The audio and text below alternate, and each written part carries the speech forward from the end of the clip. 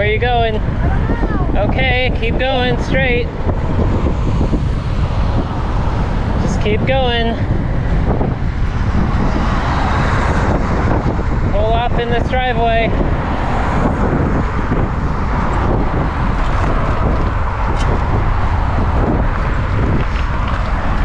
Near the dog poop.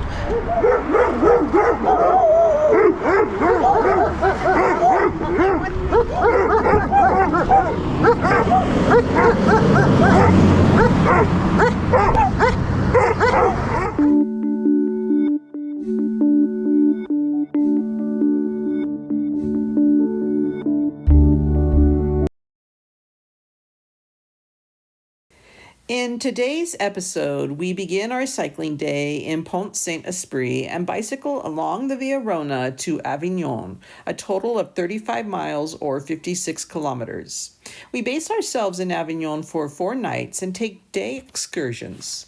On one excursion, we take a train to Beaucaire and from there ride our bikes to the Pont du Gard, a total of 13 miles by bike or 20 kilometers.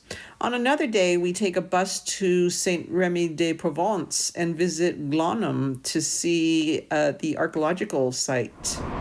Okay, I got you, Jenny. Have no fear, okay? On the last day of September, Patrick and I woke up to wind, packed our panniers, and prepared ourselves to ride our bikes over the historic half-a-mile bridge to leave Pont-Saint-Esprit. There was no shoulder for bicycles, with cars driving in both directions. It was a bridge built for wagons in the 1200s. When we finally got across, we did not know which exit to take off the roundabout and ended up, as you saw earlier, being fiercely barked at by the group of ferocious dogs. But back in the countryside. Let the music begin.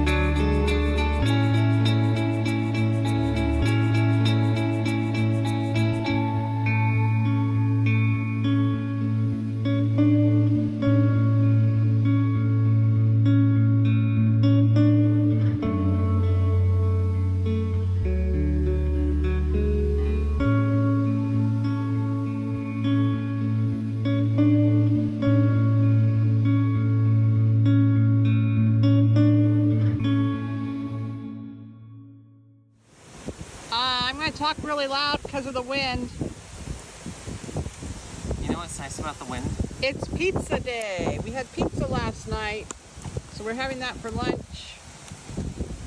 Patrick, can you talk loud and say what you thought of the trail this morning? The trail was smooth. I don't know what else to say about it. It was a little dull, but it was very smooth. We made really good time, so that was good. And what town are we having lunch in? We don't know. Calarus, Okay. near Châteauneuf-du-Pape, a little bit north of Avignon. Awesome.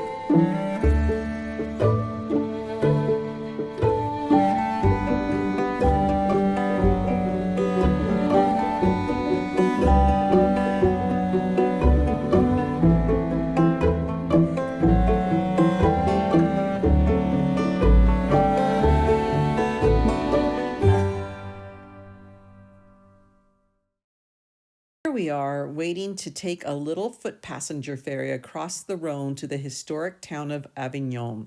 What a great way to arrive to Avignon. The ferry drops you off right outside the walled city. The wall was commissioned by Pope Innocent VI in 1355. The ramparts are now a UNESCO World Heritage Site. This is one entrance into the walled city of Avignon. Cars use this entrance, but it was the one that was closest for us, so we used it too.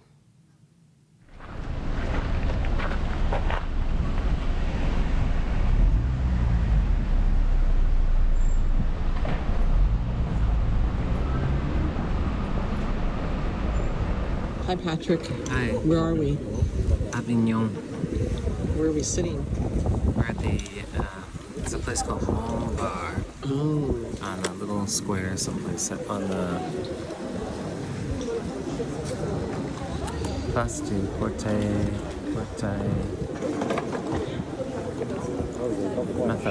Okay.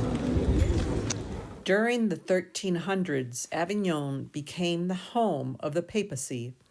7 popes resided behind this huge fortress.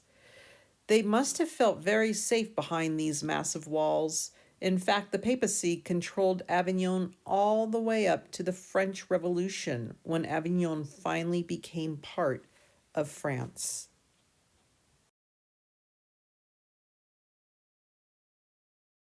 Are we just strolling in the evening in Avignon, Patrick?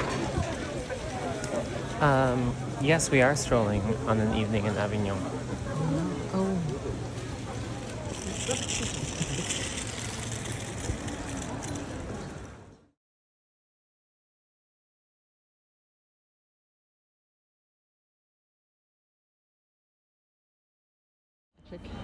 Hi. That looks like a bus behind us.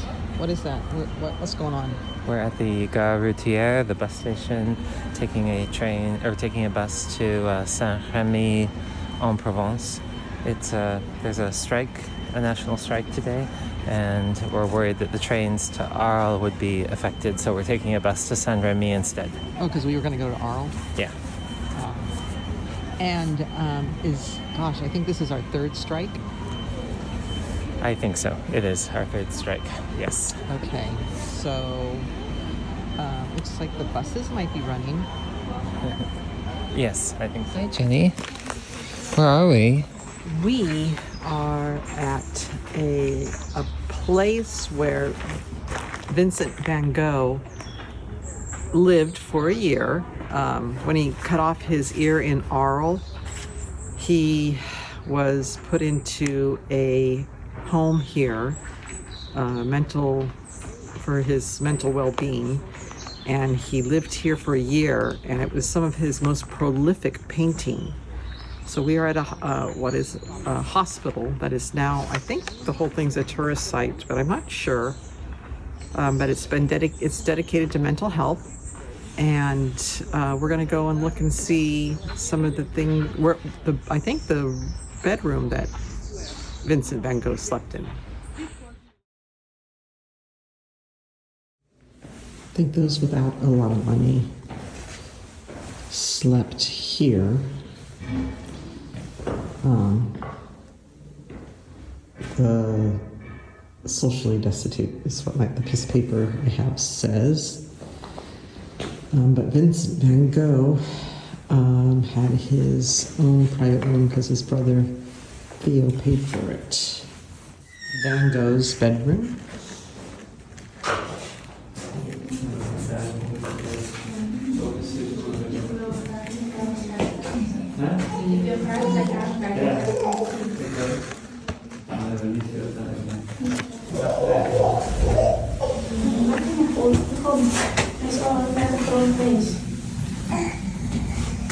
This is the asylum that Vincent Van Gogh stayed in. And this is the garden that looked out from his studio. Van Gogh painted this scene of olive trees with white clouds and a background of mountains. And Here it is.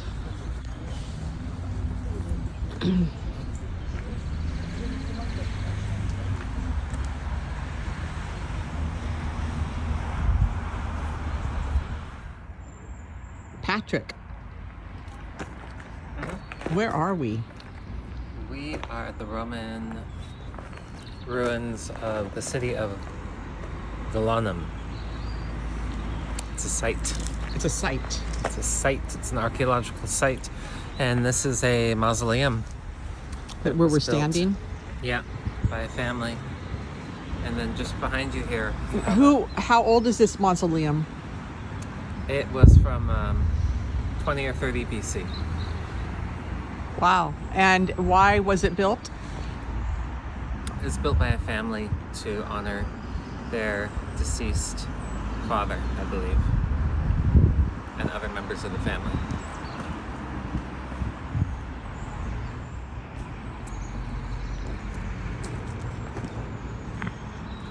Patrick, what are we looking at here?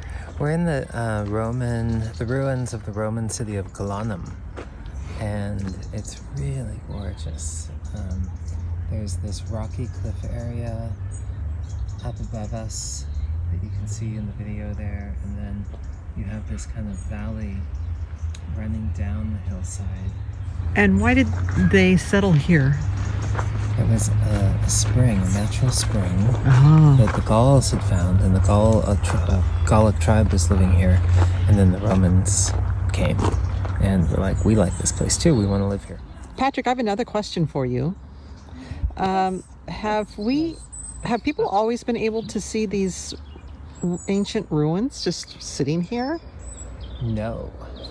Up until 1920, it was completely covered by an olive grove, an olive farm. And in fact, Yeah. Vincent Van Gogh, who was hospitalized nearby, Right next door to this. he would come up here and he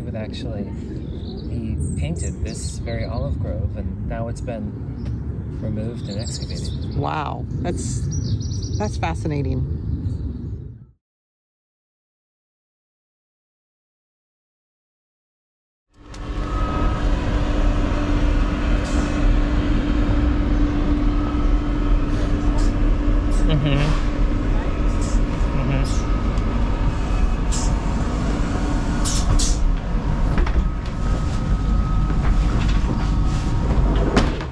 Patrick, looks like our bikes are upright. They We must be are. on a train, it's true. Where are we headed? We are headed to a town called Beaucaire,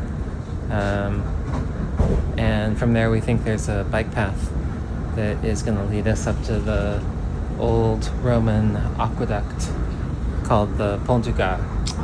So we're just doing a little day trip on our bikes. Just a little day trip, and you can see we don't really have much on our bikes. Just a rain jacket and a picnic. But we have a problem with my bike. What's the problem? Well, the front tire went flat. When we went out to get it this morning, it was totally flat. So I swapped out the tube for a brand new tube, but that pumped it up and then it went completely flat again. So I have a flat tire. So we think maybe there's something lodged in there, like a thorn in the tire, that is gonna puncture any new tube that we put in there. That's the working theory at this point. All right. Well, we may not make it to the Pont du Gard, the aqueduct. Oh, our return train leaves at 6:08, so that's pretty good. Okay. It gives us a lot of time It's 9:30 in in the morning. Beaucaire. Yeah. All right. Everything is dry enough. Hopefully. We had There was a little thorn in the outer rim. Patrick found it, pulled it out, found the puncture on that. So he's going to put a little these are also really old, by the sticker way. on there, this on the hole, and hopefully that'll fix it. Newfangled stickers that are supposed to be automatic. Automatic. Okay.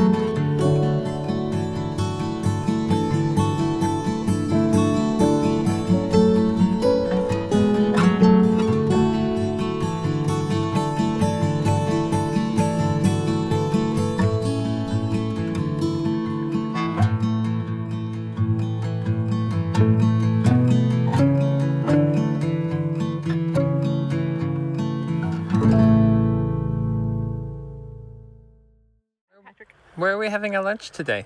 We are having our lunch today at the Pont du Gard.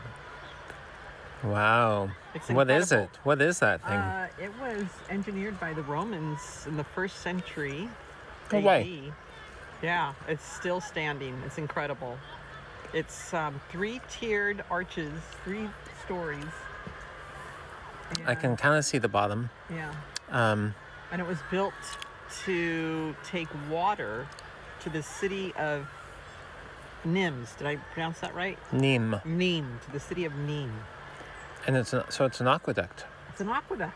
Yeah, Very sweet. it is incredible. We'll have to go check it out after we finish eating our delicious lunch. We took a walk over the Pont du Gard and were amazed by Roman ingenuity. These stone blocks that you can see were cut precisely from limestone blocks and fitted together without mortar. Wow.